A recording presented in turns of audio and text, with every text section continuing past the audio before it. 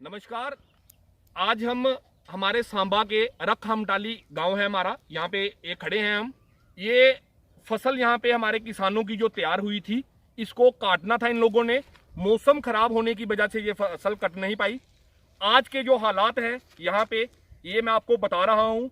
ये वायर जो आप देख रहे हो, हालांकि बहुत खतरे की बात है, हमें भी ऐसा लग रहा है, लेकिन बताना हमारा कर्तव्य है, हम इसको बताएंगे। ये पीडीडी डिपार्टमेंट के हालात हैं।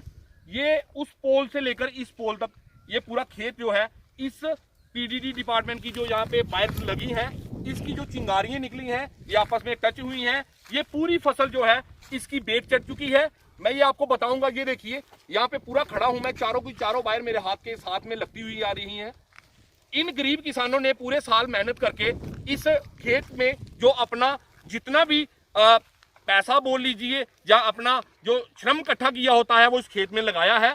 और इस पीडीडी डिपार्टमेंट की वजह से आज इनके खेत पूरे नष्ट हो चुके हैं।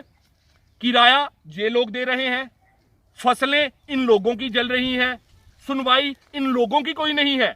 कई बार इन पीडीडी डिपार्टमेंट के पास जाकर ये कंप्लेन कर चुके हैं कि इन पोल्स को कोई बीच में पोल लगाया जाए, तारों को ऊंचा किया जाए, लेकिन सुनने वाला कोई नहीं है।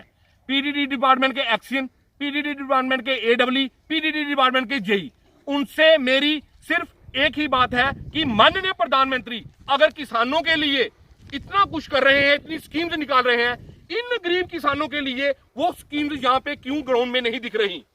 जहां तो एक करप्शन का बहुत बड़ा नेक्सस जो है इस सांबा पीडीडी डिपार्टमेंट में चलाया जा रहा है, जिसकी वजह से इन किसानों की कोई सुध बुध नहीं ले रहा।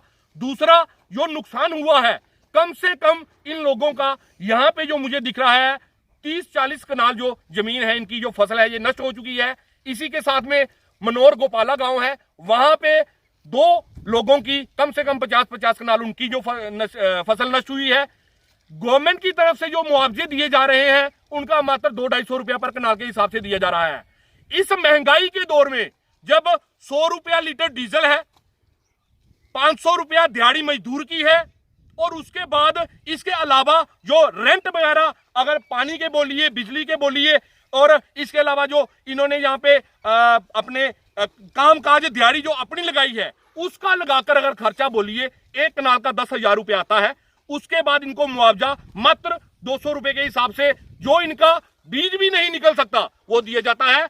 मेरी एलजी साहब के एक विनती है कि माननीय प्रधानमंत्री जी तक इन गरीब किसानों की ये बात पहुंचाई जाए और इनको मुआवजे के तौर पर कम से कम 10,000 रुपया पर कनाल के हिसाब से दिया जाए, ताकि इन लोगों को थोड़ी राहत मिल सके और अगली बार ये फसल लगाने योग्य हो। नहीं तो ये जो फसलें नष्ट हुई है, ये किसान खत्म हो जाएंगे, ये इनका जो व्यवसाय है बंद हो जाएगा, इनके घर परिवार का खर्चा चलाना तक मुश्किल हो जाएगा।